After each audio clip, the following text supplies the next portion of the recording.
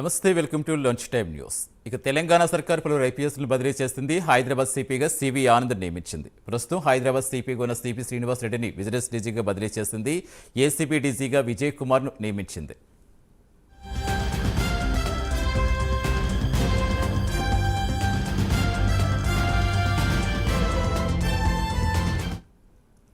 తెలంగాణ సర్కార్ పలువురు ఐపీఎస్లను బదిలీ చేస్తుంది. హైదరాబాద్ సిపిగా సివి ఆనంద్ నియమించింది. ప్రస్తుతం హైదరాబాద్ సిపిగా ఉన్న సిపి శ్రీనివాస్ రెడ్డిని విజిలెన్స్ డీజీగా బదిలీ చేస్తుంది. ఏసీబీ డీజీగా విజయ్ కుమార్ను నియమించింది. పూర్తి సమాచారం ఇచ్చేందుకు మా కరెస్పాండెంట్ కుమార్ జరుగుతున్నారు. Kumar, thank you Satish. తెలంగాణలోని ప్రస్తుతం పలువురు ఐపీఎస్ అధికారులని అయితే బదిలీ చేశారు. ముఖ్యంగా ఇందులో ఏదైతే రాష్ట్ర ప్రభుత్వం కూడా ఉత్తర్వులు కూడా ప్రస్తుతం కొద్దిసేపటి కింద జారీ చేసింది.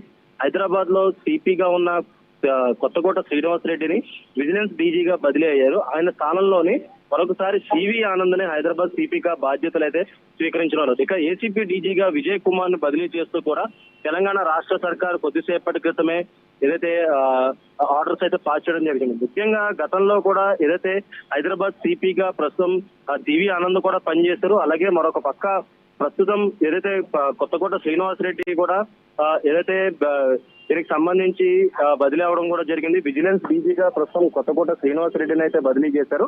అలాగే మరొక పక్క కొంతమంది ఐపీఎస్లు ఎవరైతే ఉన్నారో వీళ్ళని కూడా ప్రస్తుతం వేరే శాఖకి అయితే బదిలీ చేయడం జరిగింది. ముఖ్యంగా గతంలోని హైదరాబాద్ సిపిగా సివి ఆనంద్ ఉండేవారు. ఆ తర్వాత ఏసీబీకి ఏదైతే చీఫ్ గా ఆయన అయితే వెళ్ళారు.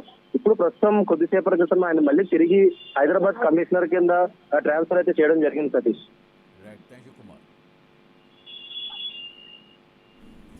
Thank you Kumar.